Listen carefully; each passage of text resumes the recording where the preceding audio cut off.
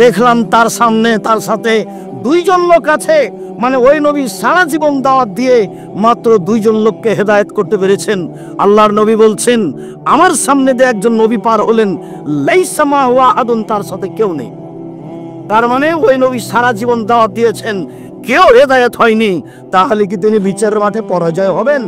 জি না, সত্যই যথেষ্ট পরকালের জন্য, নেই পড়ায়নি যথেষ্ট পরকালের জন্য। আর একটা কথা, কোরআন মাজিদ আছে এখানে, ওখানে আছে। আমি আপনাকে বলি আর একটা কথা, ব্যক্তিত্ব লাগে, স্বাধীনতা লাগে। যখন মূসা আলাইহিস সালামকে আল্লাহ বললেন, মূসা ফেরাউনের কাছে যেতে হবে, সীমা লঙ্ঘন করেছে। মূসা আলাইহিস সালাম বললেন, আমি সাবলীল ভাষায় কথা বলতে পারি না, আমি তার কাছে গিয়ে কথা বলতে পারবো না। তখন আল্লাহ বললেন, মূসা আমি তোমার ভাষা সুন্দর করে দিচ্ছি, তুমি বলো রব্বি ইশরাহ লি সাদরি ওয়া ইয়াসসির লি আমরি ওয়াহলুল উকদাতাম মিন লিসানি ইয়াফকাহু কাওলি। তখন মূসা আলাইহিস সালাম বললেন, আর একটা কথা, ফেরাউনের পক্ষ থেকে আমার উপর একটি হত্যার অভিযোগ আছে। এক থাপ্পড় দিয়ে আমি মানুষকে হত্যা করেছি, আমি তার কাছে গেলে সে আমাকে হত্যা করবে। তখন আল্লাহ বলছেন, মূসা আমি তোমার সাথে আছি, যাও, ফেরাউন কি বলবে সেটা শুনবো, ফেরাউন কি করবে সেটা আমি দেখব।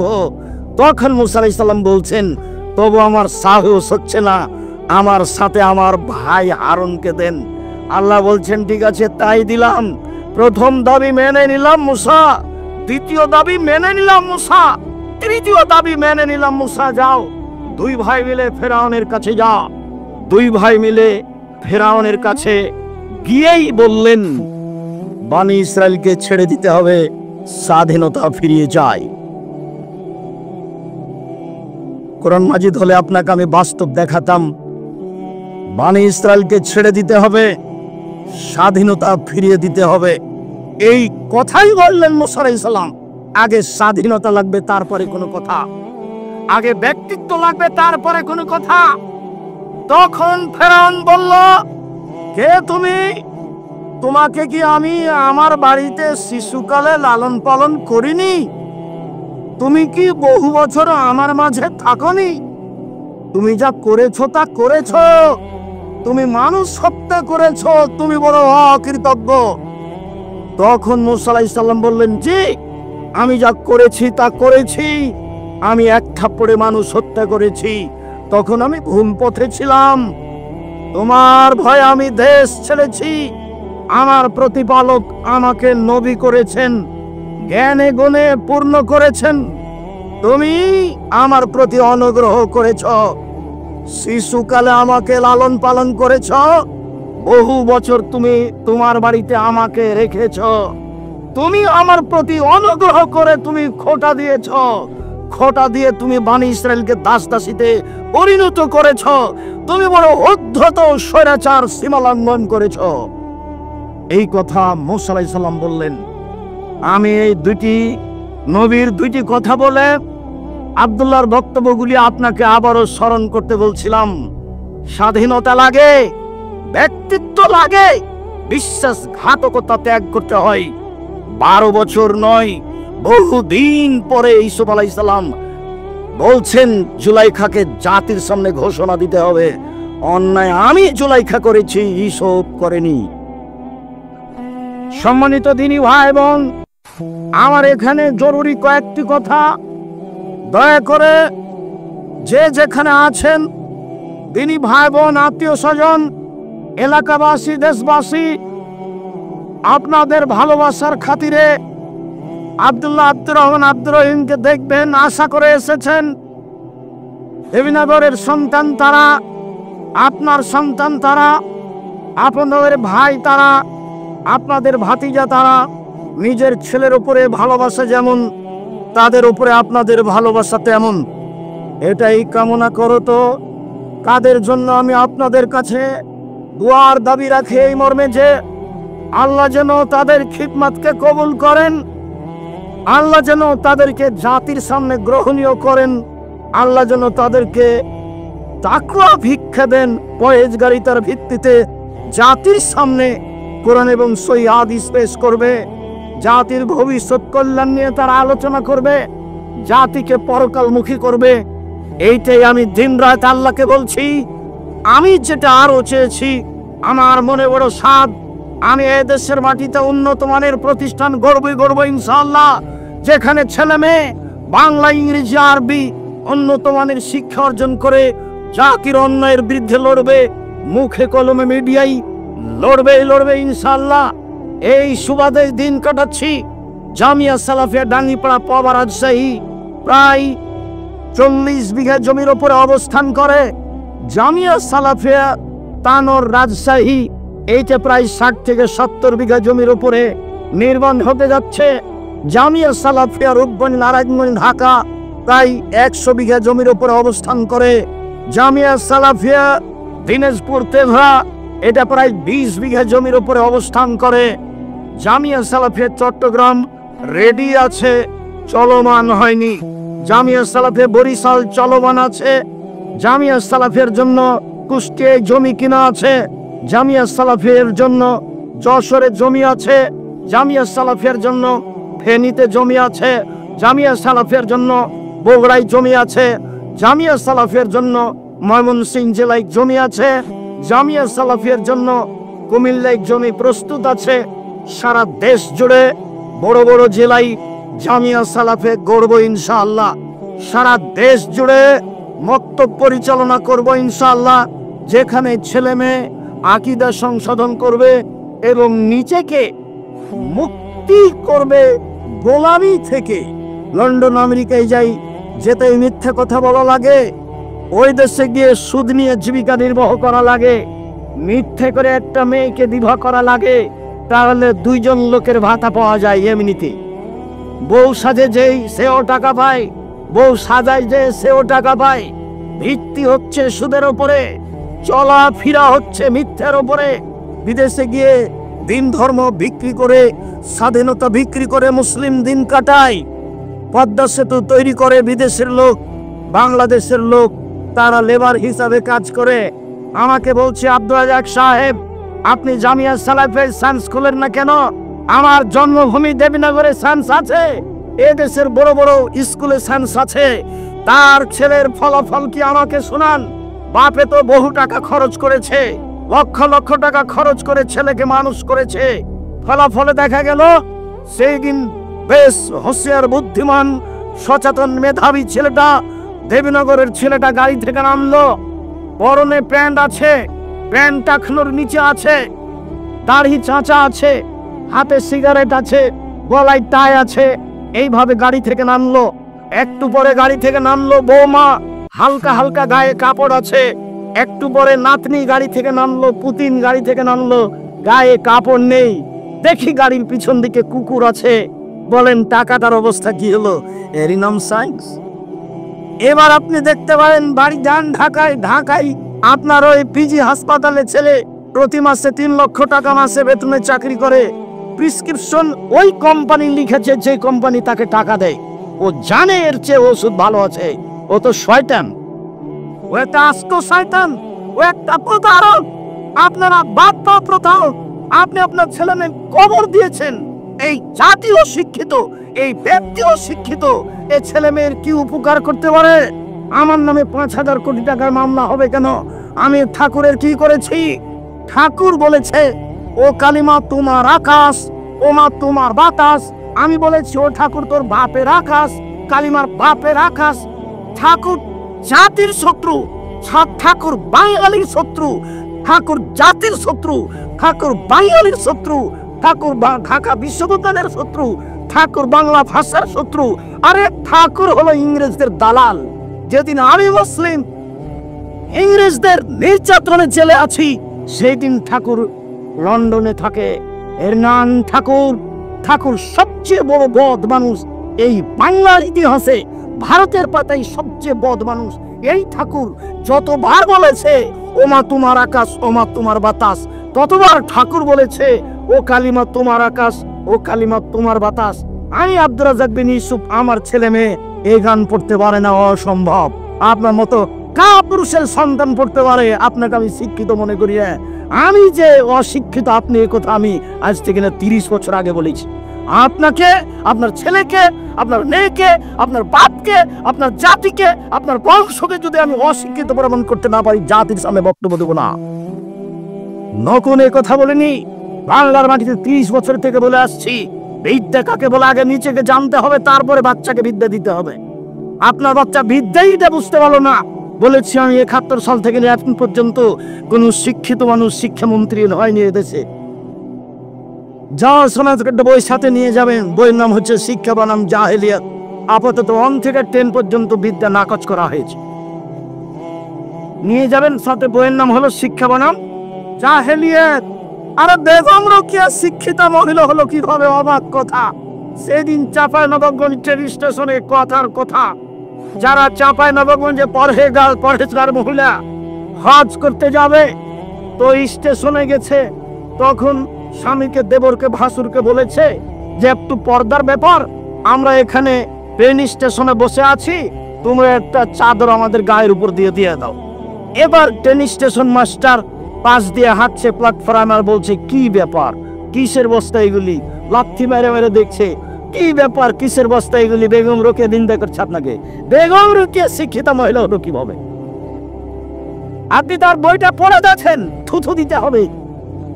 আমি বললেন, ও কাজী সাহেব, আপনার যে খাতার বেগ বিভার স্টেশনের জন্য আছে, ওইটাকে আমি টয়লেট পেপার হিসাবে ব্যবহার করা পছন্দ করি না। কেন? 4 জনের সাক্ষী আছে, 4 জনের সাক্ষী জেনা প্রমাণ করা লাগে। জেনা প্রমাণ করতে কয়জন সাক্ষী লাগে? 4 জন। তো বিবাহতে তো আল্লাহর নবী 2 জনের কথা বলেছেন, তো এটা কি জেনা প্রমাণ করছেন না বিবাহ? তো বলেন তো আপনার খাতা খান কেমনে চলতে পারে? কিভাবে চলতে পারে? মানে আব্দুল্লাহ যেটা বললো সব কিছুই মিথ্যার উপরে চলছে, সবকিছু। যেটা আমি বলেছি আমার দেবনগর জন্মভূমি গ্রাম হিসাবে, যে দেখো ডুলি বিবি প্রথা এমন ভাবে ভুলে যেতে হবে, ডুলি বিবি শব্দটার মুখের উপরে প্রসাব করে দিতে হবে। আজ থেকে 20 বছর পরে কোন ছেলে কোন মেয়ে যদি বলে ডুলি বিবি, তাহলে আরো 5 জন যেন বলে ডুলি বিবি কি গো, ডুলি বিবি কি, তার মানে কি, এটা যেন বলে, এমন ভাবে ভুলে যেতে হবে। মারিয়াম জন বলছে নাসিয়া মানসিয়া, আমি জাতির অন্তর থেকে মুছে যেতে চাই। আরে ছি ছি ছি, আমি মারিয়াম, আমার বিবাহ হয়নি, আমার স্বামী নেই, আমি জেনাও করিনি, আমি ঈশাকে জাতির সামনে কি দিয়ে বুঝাবো? আমি ঈশাকে জাতির সামনে কি দিয়ে বুঝাবো? আমি যখন ঈশাকে নিয়ে গ্রামে গেলাম, গ্রামের লোক ঠিকই বললো, ছি ছি ছি ছি ছি, তোমার মা কত ভালো মানুষ, জেনা করেনি। আরে তোমার বাপ কত ভালো মানুষ, কোনোদিন জেনায় লিপ্ত হয়নি, আর তুমি তার মেয়ে জেনা করেছ, অবৈধ সন্তান কাঁধে করে গ্রামে নিয়ে এসেছ। আগে এই বাক্য বলেছিলেন মারিয়াম, আল্লাহ কুনতু নাসিয়া মানসিয়া, আমি এমন হতে চাই, মানুষের অন্তর থেকে মুছে যেতে চাই, মানুষ যেন কেউ না জেনে মারিয়ামকে। ডুলি বিবি তেমন শব্দ ভুলে যেতে হবে। যদি আমি বলেছি চাঁপাইনবাবগঞ্জ জেলার বিবাহের শুরু থেকে শেষ পর্যন্ত একটা কাজও জায়েজ নয়, আমার জানা অনুপাতে একটা কাজও জায়েজ নয়।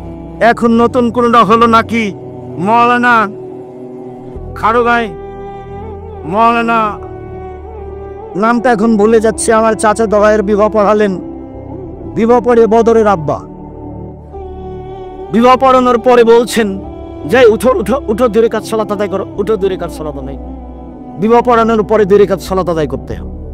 আর এখন বলছে বিবাহ পড়ানোর শেষে বলছে দাঁড়িয়ে বলো ওয়ালিমা, ওয়ালিমার দাওয়াত, ওয়ালিমার দাও। আরে বাসর রাতের সকালে হবে ওয়ালিমার দাওয়াত, বিবাহ পড়ানোর পরে ওয়ালিমার দাওয়াত হয় কি করে? বিবাহ পড়ানোর পরে কি দোয়া পড়তে হবে কারো জানা নাই, আন্ধা কো আন্ধা পড়াতে হয়। ধর্ম এমনিতেই চলছে। সম্মানিত দিনী ভাই বোন, আমি আপনাদের এখানে যেটা বলতে চাইছি, এ দেশে দুর্নীতি, শয়তানি, ধোঁকাবাজ, রাহাজানি, লুপ্তরাজ, অবিচার, মারামারি, অন্যায়, পাড়া প্রতিবেশীর সাথে দুরাচার, এইসব গতিবিধি জোরালোভাবে শক্তি প্রয়োগ করে গোলা কৌশলে বন্ধ করতে হবে। এইসব গোলা কৌশলে বন্ধ করতে হবে। সম্মানিত দিনী ভাই বোন, আমি এখানে কয়েকটি হাদিস, কয়েকটি আয়াত আফসামসে পেশ করি।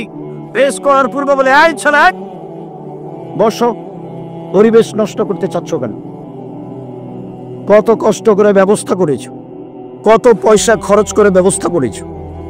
আসার পর থেকে কতজন আমাকে অনুরোধ করছে আপনি আমাদের গ্রামের মানুষ কেন আসবেন না, কিন্তু আমি যে আসতে পারবো না এটা যে বুঝাতে চাচ্ছি তো বুঝতে চাই না। তো এত কষ্ট করে এসেছি, সবাই এসেছি, আর আমি ছিলাম গত রাত্রে কুমিল্লায়, প্রতিষ্ঠানে এসেছি, ক্লাস করেছি, অনেক প্রয়োজনীয় কাজ করেছি, তারপরে আমি এসেছি। আমি ক্লান্ত হলাম না, আপনি আমাকে ক্লান্তি দেখাচ্ছেন? চায়ের স্টলে বসে আছেন কেন? আপনার লজ্জা হয় না কেন? শরম হয় না কেন? আমি এখানে কথা বলি, আপনি চায়ের স্টলে বসে আছেন, মানে আপনার লজ্জা হয় না কেন? আপনার শরম হয় না কেন? আপনার হায়া হয় না কেন? আপনার ইতস্তবোধ হয় না কেন? আপনি আমাকে কি দেখাতে চাচ্ছেন? বিদ্যা দেখাতে চাচ্ছেন? পয়সা দেখাতে চাচ্ছেন? জি না, ভুল হিসাব, সিদ্ধান্ত পরিবর্তন করতে হবে। আপনি মেয়ে মানুষ, ঢং ঢং করে এসেছেন গল্প করতে করতে, আবার ঢং ঢং করে চলে গেলেন কেন? আমি তো আপনার জন্য এসেছি, আব্দুল্লাহ তো আপনার জন্য এসেছে, আপনি চলে গেলেন কেন? বাইরে 4-5 জনের সাথে গল্প করছেন কেন? মহিলা মানুষ, আপনার লজ্জা হয় না? ও আপনার ভাই, কেন লজ্জা? ভাই আপনার চাচা তো ভাই, আপনি চাচা তো ভাইয়ের সাথে গল্প করেন কি করে? কিসের তাহাজ্জুদ দেখান আপনি, হজ দেখান আপনি, বোরখা দেখান আপনি? এই নোংরামি, এই শয়তানি, এই দেহাই ত্যাগ করুন। সম্মানিত দিনী ভাই বোন, এগুলো হলো পশু প্রাণীর কাজ, গরু ছাগলের কাজ, কুকুর শ্রেণীর কাজ। আল্লাহ তাআলা বলেন, বুঝে না ওরা, অন্তর আছে বুঝে না, দেখেও দেখে না ওরা, চক্ষু আছে দেখে না, শুনে না ওরা, কান আছে শুনে না। উলাইকা কালানাম, তারা পশু প্রাণীর মতো, তারা গরু ছাগলের মতো, তারা কুকুর শ্রীগেলের মতো, বালুমাজাল বরং তার চেয়ে খারাপ। এই কথা আল্লাহ আপনাকে বলছে। আমি তো কোরআন হাদিসের কথা আপনার সামনে বলতে এসেছি। আপনি কেন ওখানে গিয়ে বসে থাকবেন কেন? আপনি মাথায় টুপি দিয়ে দোকানের সামনে ওই বেঞ্চটাতে কেমনে বসে থাকেন? ওখানে ল্যাংটা মেয়ে নাচে, আপনি দেখে চক্ষু ঠান্ডা করেন, কলিজা ঠান্ডা করেন, মনটা সাওয়াত করেন। জান্নাতের মেয়ে ভোগ করতে চান? জান্নাতের মেয়ে কি পড়ে আছে? আপনার স্বভাবই খারাপ, আপনার খাসলক খারাপ, আপনার অভ্যাস খারাপ, যার কারণে আপনি মাথায় টুপি দিয়ে দোকানের সামনে টিভিতে বসে থাকেন। এই যে আমি বলে গেলাম, আমার তো এটা জন্মভূমি দেবীনগর, বলি দেবীনগরের যত দোকানে টিভি আছে, ল্যাংটা মেয়ে আছে, এর সব উপার্জন হারাম, সবই হারাম। দেখি কোন মায়ের বেটা কথা এভাবে উল্টে ধরতে পারে। এই যে বলেছে রেগা উমামা বাহিলি রাদিয়াল্লাহু তাআলা আনহু বলেন, রাসূল সাল্লাল্লাহু আলাইহি সাল্লাম বলেছেন, পৃথিবীর মানুষ লা তাদহুন্না, যারা গান বাজনা করে নাচে, তাদের ব্যবসা করো না, তাদের বিক্রয় করো না। ওলা তাশতারহুন্না, তাদের ক্রয় করো না। ওলা তুআল্লিমুহুন্না, মেয়েদেরকে গান বাজনা শিখিয়ে দিও না। ওয়াসামানহুন্না হারাম, এদের উপার্জন হারাম, এদের মাধ্যম হারাম, এদের সব কিছু হারাম। গান বাজনার কারণে, বাদ্যযন্ত্রের কারণে জাতির উপরে 3টে বিপদ নেমে আসবে। 1, ভূমিকম্প হবে। 2, আকার আকৃতি পরিবর্তন হবে। সন্ধ্যায় থাকবে মানুষ, সকালে হবে শোর। সন্ধ্যায় থাকবে মানুষ, সকালে হবে বানর। 3, সমস্যা নেমে আসবে গান বাজনার কারণে, মদ পান, বিড়ি তামাক, জর্দা, সিগারেট, গুলের কারণে 3টে বিপদ নেমে আসবে। 1, ভূমিকম্প হবে। 2, আকার আকৃতি পরিবর্তন হবে। সন্ধ্যায় থাকবে মানুষ, সকালে হবে শুকুর, শোর, একবারে হুবাহু শোর হয়ে যাবে। সকালে হবে বানর। 3, সমস্যা নেমে আসবে। মাদ্রাসায় মারামারি, মসজিদে মারামারি, হিংসা বিদ্বেষে ভরা। দেবীনগর ঈদগাহের মাঠ আমি অন্তত 10 বার পরিবর্তন করতে চেয়েছি। বলেছি চলেন আশেপাশের বাড়ি কিনে নিয়ে এটা বড় করি। বলেছি চলেন এটা বিক্রি করে দিয়ে মাঠে, নদীর ঘাটে বড় একটা ঈদের মাঠ তৈরি করি। কেউ সাড়া দেয় না। কোথায় রহস্য? বলেছি দেবীনগরে মাদ্রাসার জমি বিক্রি করে দেওয়া হোক, বাহিরে 10 বিঘে জমি কিনে মাদ্রাসা তৈরি করব। কোথায় সমস্যা আমি বুঝতে পারি না। সমস্যা নিয়ে আপনি দুনিয়া থেকে চলে যান, এভাবে থেকে কেন আমি এভাবে আগাতে পারি না? আপনি চান না, যেই যায় আমার সামনে সেই বলে নিজের জন্য তো কিছু করেন না, যা দেবীনগরের জন্য তো কিছু করেন না, চাঁপাইনবাবগঞ্জের জন্য তো কিছু করেন না। আমি টিকতেই পারি না, তো আমি করব কি?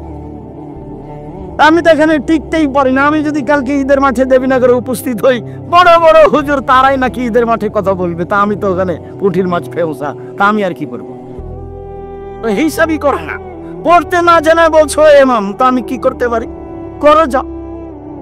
এই তো অবস্থা আমি দেখতে পাচ্ছি। আমার এখানে হিংসার কিছু নেই, আপনি মনে কিছু নেবেন না। আপনার উপর আমার ভালোবাসার অভাব নেই। কি বলতে চান কালকে ছেড়ে চলে যান, বাকিটা আমি দেখবো ইনশাআল্লাহ। কিভাবে করা লাগে সেটা আমি দেখবো, ঈদের মাঠ কিভাবে করা লাগে সেটা আমি দেখবো ইনশাআল্লাহ। আপনি আমাকে পরামর্শ দিবেন, অন্য কিছু করা লাগবে না, বাকি আমি দেখবো ইনশাআল্লাহ। জাতির যদি রাস্তাঘাট করে দিতে না পারি, জাতির যদি স্কুল কলেজ করে দিতে না পারি, জাতিকে চূড়ান্ত সঠিক ধর্ম দিতে পারবো ইনশাআল্লাহ। ধর্মের ব্যাপারে জাতিকে ফাঁকি দিয়ে পরকাল হারাতে রাজি নই। প্রতিষ্ঠান গড়তে পারি, আপনাকে গড়ে দেখাবো ইনশাআল্লাহ। আমি আপনার সাথে অদাবদ্ধ, জাতির সাথে অদাবদ্ধ। সম্মানিত দিনী ভাই বোন, বলছিলাম বিপদ তিনটি। এক, এজা সারেবল খমুরা, যখন আপনি নেশাদার দ্রব্য পান করবেন তখন তিনটে বিপদ নেমে আসবে। ভূমিকম্প, সর হয়ে যাওয়া সকালে বানর, আর বিপদ। দুই, জাহারাতিল কায়নাত, মেয়েরা যখন নাচবে, সব দোকানে মেয়ে নাচে, ঘন্টার ঘন্টা বসে থাকেন আপনি টুপি মাথায় দিয়ে, সব দোকানে মেয়ে নাচে, সব বাড়িতে মেয়ে নাচে। নবী বলছেন যেদিন মেয়েরা নাচবে সেই দিন এই তিনটা বিপদ নেমে আসবে। ও যারা ববিল মাজিব, যেদিন বাদ্যযন্ত্র প্রকাশ পাবে, সব মোবাইলে বাজনা বাজে, সব বাড়িতে বাজনা বাজে, সব দোকানেই বাজনা বাজে, দিব্যি দোকানে বাজনা বাজছে, টিভি চলছে, আর আপনি সেখানে বসে আছেন। আপনি বলছেন আমি 5 ওয়াক্ত সালাত আদায় করি, আপনি গ্রামের সর্দার, এগুলো বলছেন। আমি বলে গেলাম মধ্যে কিছু নিয়েন না, আপনি আমার ভাই, আপনি চাচা, আপনার স্বভাবই খারাপ, সেই জন্য এখানে বসে থাকেন। আমাদের গ্রামের ভাষায় আপনার খাসলত খারাপ। কেন আপনি এখানে বসে থাকবেন? এখানে ল্যাংকা মেয়ে নাচে। আল্লাহর নবীকে বলছেন, যাবের আল্লাহর নবী, হঠাৎ যদি আমার চোখটা বেটি ছেলের উপরে পড়ে যায়, মহিলার উপরে, তা আমি কি করবো? এটা জিজ্ঞাসা। হাদিস বুখারী মুসলিম। তখন আল্লাহর রাসূল তাকে বলছে, তিনি বলছেন ফা আমারানি, আল্লাহর নবী আমাকে বললেন আন আসরিফা বাসারি, আমার চোখটা আমি ফিরিয়ে নিই, আমার চোখটা আমি ফিরিয়ে নিই। তা আপনি টিভিতে কারণবশত যদি বকে খবর শোনেন, তো এভাবে থাকতে, এভাবে থাকতে না। আপনি ওই রং মাখানো প্রতিদিনের মেয়েটার মুখখানের উপরে তাকিয়ে আছেন একবারে এক খেয়ালে, তখন আপনি তাহাজ্জুদ পড়েন। এটা হলো আলা হায়াবিল ঈমান ওয়াল ঈমান ফিল জান্নাহ। লজ্জাই হচ্ছে ঈমান, ঈমানই হচ্ছে জান্নাত। আলা হায়াবিল ঈমান, ঈমানই হচ্ছে জান্নাত, আর ঈমানই হচ্ছে জান্নাত, ঈমানই হচ্ছে লজ্জা, লজ্জাই হচ্ছে জান্নাত। আল্লাহ রাসূল বলছেন, সব নবী বলতেন এজালাম তাস্তাহি ফাসনামা শাইতা। সব নবী বলতেন, মুসা আলাইহিস সালাম বলেছেন, ঈসা আলাইহিস সালাম বলেছেন, ইব্রাহিম আলাইহিস সালাম বলেছেন, আমাদের নবী বলেছেন, যখন তুমি লজ্জা করবে না তখন তুমি সবকিছুই করতে পারো, যখন তুমি লজ্জা করবে না তখন তুমি সবকিছুই করতে পারো। লজ্জা আছে আপনার? জিনা, লজ্জা নেই। বেটি ছেলেটা বলছে আমাদের গ্রামের, ওইটা আমার চাচাতো ভাই, ওটা আমার খালাতো ভাই। এখন বিবাহের বৈঠকে যেদিন কি খাওয়াচ্ছে থুবড়া, তখন বলছে যে অমুক ভাই আমরা ওর মুখখান ধরে আছে বলে আমরা সারা গ্রামের লোক, তার কাছে টাকা পাবো। যুবতী বেটি ছেলেটা, লোকটা, ছেলেটা, যুবকটা মহিলাটার মুখে ক্ষীর তুলে দিল। বইয়ের মুখে ক্ষীর তুলে দিতে হয়, তা আল্লাহ নবী বলছেন, হাদিস বুখারী মুসলিম। এই পাড়ার সবারই কি বেটি ছেলেটা বউ ধর্ম পাগল হয়ে গেছে? মুরব্বী মানুষরা আপনারা শরম পান না কেন? এই নীতির এই থুবড়া সবকটাতে পেশাব করে দেন। থুবড়া আর এদেশে কোনোদিন চলবে না। থুবড়া কি জিনিস? এত নোংরা জিনিস নাম থুবড়া। এই শরীয়তে আসতে পারে কি করে? বাইনা কি জিনিস? বড়দটা কি জিনিস? আমারটা কি জিনিস? খিরকাচি কি জিনিস? এই সব কিছুর মুখের উপরে পেশাব করে দিতে হবে, আর কোনোদিন বাঁচবে না এগুলো বাড়িতে। মেয়ের পক্ষ থেকে 6 জন লোক গেছে, ছেলের পক্ষ থেকে তো তার ডবল আসবে। ধর্ম পাগল হয়ে গেছে। আমের সময় আম দিতে হবে, আটা দিতে হবে, খাসি দিতে হবে। বোকা ছেলে, তুমি দিয়ে আসো তোমার শ্বশুরকে। তোমাকে তোমার শ্বশুর দিবে কেন? তুমি তো লালন পালন করে একটা মেয়ে পেয়েছো, আবার তো মেয়ের বাপকে দিতে হবে কেন এত কিছু? শুনুন, মহান আল্লাহ বলেন, ইদফা বিল্লাতি হে আহসান। মুহাম্মদ সাল্লাল্লাহু আলাইহি সাল্লাম মানুষের সাথে কথা বলার সময় মানুষে যা বলে আপনি তার চেয়ে সুন্দর বলুন। প্রতিপক্ষ যা বলছে আপনার কথা প্রত্যুত্তর যেন তার চেয়ে ভালো হয়। আল্লাহ তাআলা বলেন, ওয়াজাদিলহুম বিল্লাতি হি আহসান। মুহাম্মদ সাল্লাল্লাহু আলাইহি সাল্লাম বাপ বিতণ্ডে, তর্ক বিতর্কে কেউ যদি জড়িয়ে পড়তে চায়, তাহলে ও যা বলছে আপনি তার চেয়ে সুন্দর উত্তম বলবেন। আল্লাহ তাআলা আমাদের নবীকে আদেশ করছেন এইভাবে। শুনুন, যত পুরুষ নারী আমার সামনে আছেন, আপনাকে বলছি, মহিলা মানুষ আপনার যা আছে, আপনার ননদ আছে, আজ থেকে ননদে চোখ দেখিয়ে মন খারাপ করে যেটা বলেছে আপনি তার উত্তর দিতে পাবেন না, দিলে আপনি বলবেন আপা কি বলছেন, এটা হচ্ছে আর একটা ভালো বলেন, এই কথা বলবেন আপনি। হ্যাঁ, আমার স্বামী উপার্জন করে তুমি আমায় এভাবে বলো, মানে আমার স্বামীর উপার্জনে খাও তুমি, আমার ননদ তুমি এভাবে কথা বলো কেন? ওরে ঘর থেকে বের করে দেবো। এই নোংরা চরিত্র ত্যাগ করতে হবে। গন্ডগোল বড় জায়ের কারণে হয়েছে। আজকেই ভোর হতে হতে ছোট যাকে বড় জায়ের হাত ধরে ক্ষমা নিতে হবে। আপা বুবু, যা হয়েছে হয়েছে, ভুল হয়েছে, আমাকে মাফ করেন। গন্ডগোল কার কারণে হয়েছে? বড় জায়ের কারণে হয়েছে। ছোট যাই বড় জায়ের হাত ধরে ক্ষমা নিবে, এটাই নিয়ম। গন্ডগোল বড় ভাইয়ের কারণে হয়েছে, একদিনও কথা বলে না। আমাদের গ্রামের ঘটনার নাম বলছি না, বাপ মরে গেছে, তখন গন্ডগোল করে জমি ভাগ করে করতে ঢেঁকিটা কেটে ভাগ করে নিয়েছে। তো ঢেঁকিটা কেটে ভাগ করে নিলে কি হবে? কিছু হতে পারে। স্বভাব কেন এরকম? ছাড় শিখতে হবে, ছাড় দেওয়া শিখতে হবে। বড় ভাই নিয়েছে, আচ্ছা ভাই আপনি যেভাবে মনে করেন সেভাবে ভাগ করে দেন, এই কথাটা বললে তোমার কি হয়? যখন আমি রংপুর, দিনাজপুর, লালমিহাট, নীলফামারী, কুড়িগ্রাম, পঞ্চগড়, ঠাকুরগাঁও, গাইবান্ধা, জয়পুরহাট এইসব ডিস্ট্রিক্টে যাই, তখন আমি বলি যে তোমার বাপকে যদি আমি কুকুর শ্রীগালের চেয়ে খারাপ প্রমাণ করতে না পারি, বক্তব্য দিব না। কেন? এইসব ডিস্ট্রিক্টের লোকেরা বন্ধুকে জমি দেয় না, এরা শ্বশুর কাছে যৌতুক নেই। তো তোমার বাপকে যদি আমি কুকুর শ্রীগালের চেয়ে খারাপ মনে করতে না পারি, প্রমাণ করতে না পারি, বক্তব্য দেবে না।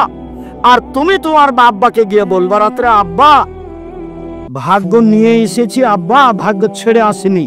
ভাগ্যে যদি জমিদারি থাকে জমিদারি করে খাবো, ভাগ্যে যদি ভিক্ষা করা থাকে ভিক্ষা করে খাবো, ফুরফুর জমি খাবো না। এই কথা বলতে পারবে না? ছেলে বলে হ্যাঁ অবশ্যই বলবো, অবশ্যই বলবো। কলা বিক্রি করে খেতে রাজি আছি, লোন নিয়ে নয়। চকলেট বিক্রি করে খেতে রাজি আছি, লোন নিয়ে নয়। ছোট থেকে ছোট, বড় থেকে বড় ব্যবসা করব সময়ের গতিতে। বড় ব্যবসায়ী হতে আমাকে মোটামুটি 30 থেকে 35 বছর সময় লাগবে। একদিনই হিরোইন কিনলাম কলকাতায়, বিক্রি করলাম ঢাকায়, রাতে রাতে ধনী হয়ে গেলাম। লোন নিয়ে ব্যবসা করলাম, এই ব্যবসা চলবে না। ভাইয়ের সাথে ভালো আচরণ, জায়ের সাথে ভালো আচরণ, বউয়ের সাথে ভালো আচরণ করতে হবে, এ কথা আল্লাহ তাআলা বলেন। শুনুন দিনী ভাই বোন, এক খেয়ালে চেয়ে থাকবেন, কথা অতীব গুরুত্বপূর্ণ। আমার দিনী বোনেরা যারা আছেন, যারা গেছে এসেছে, ঢং ঢং করে চলে গেছে, ঢং ঢং করে আপনি বসে থাকেন। আপনার গায়ের উপর দিয়ে আরেকজন চলে গেলে আপনি মুখ খুলবেন না। যাক, আপনার গায়ের উপরে পা দিয়ে চলে গেছে, মুখ বন্ধ করে রাখেন, মুখ খুলবেন না। মুখ খুললেই বিপদ। আল্লাহর নবী বললেন বাঁচার 3টা পথ, সমাজে ভালো হওয়ার 3টা পথ। 1, মুখখান বন্ধ রেখো, জাহান্নাম থেকে বেঁচে যাওয়া, সমাজে ভালো হয়ে যাওয়া। 2, জরুরি প্রয়োজন ছাড়া বাড়ি ত্যাগ করবা না, জাহান্নাম থেকে বেঁচে যাওয়া, সমাজে ভালো হয়ে যাওয়া। 3, লেপতলা খাতে পাপের জন্য কাঁদো, পাপের জন্য কাঁদো রাতে, গভীর রাতে, তাহলে আল্লাহর কাছে ভালো হয়ে যাবা, জান্নাত পেয়ে যাবা, আর সমাজের লোক তোমাকে ভালোবাসবে। কাঁদলে জান্নাত হবেই। আল্লাহর নবী বলেন 3 শ্রেণীর চক্ষু জাহান্নাম দেখবে না, 3 শ্রেণীর মানুষ জান্নাতে যাবেই যাবেই যাবেই। 1 শ্রেণীর মানুষ বাকাত মিন খাশিয়াতিল্লাহ, যে আল্লাহর ভয়ে কাঁদে, সে জান্নাতে যাবে। 2, হারাসাত ফি সাবিলিল্লাহ, যে আল্লাহর রাস্তায় পাহারা দেয়, দিন ধর্মের কাজ করে, সে জান্নাতে যাবে। 3, গাজাতান মাহারিমিল্লাহ, অপর নারীকে দেখে চক্ষু নিচু করে যে, সে জান্নাতে যাবে। টিভির অবস্থা কি হবে? গার্লস স্কুলের অবস্থা কি হবে? আপনার মহিলা কলেজের অবস্থা কি হবে? বেগানা নারীকে দেখে চক্ষু নিচু করে যে, সে জান্নাতে যাবে যাবেই যাবে। আল্লাহ রাসূল বলছেন লা ইয়ালাজান নারার রাজুলু বাকা মিন খাসিয়াতিল্লাহ হাত্তা ইয়ালিদা লাবানু ফি দারে। গাভীর বাঁট থেকে চাপ দিয়ে দুধ বের করে ভিতরে ঢোকানো যায় না, যেমন আল্লাহর ভয়ে কাঁদে যে সে জাহান্নামে যাবে না, তেমন গাভীর বাঁট থেকে, বান থেকে, ওলান থেকে চাপ দিয়ে দুধ বের করে ভিতরে ঢোকানো যায় না, যেমন আল্লাহর ভয়ে কাঁদে যে সে জাহান্নামে যাবে না, তেমন সে জান্নাতে যাবেই যাবে। বলছিলাম মানুষের সাথে ভালো আচরণ করতে শিখুন। বলছিলাম ইবাদতের জগতে সবচেয়ে ভারী নেকির ইবাদত ভালো আচরণ। তাহাজ্জুদ পড়লে নেকি হবে, তবে সবচেয়ে ভারী নেকি হবে না। হজ করলে নেকি হবে, তবে সবচেয়ে ভারী নেকি হবে না।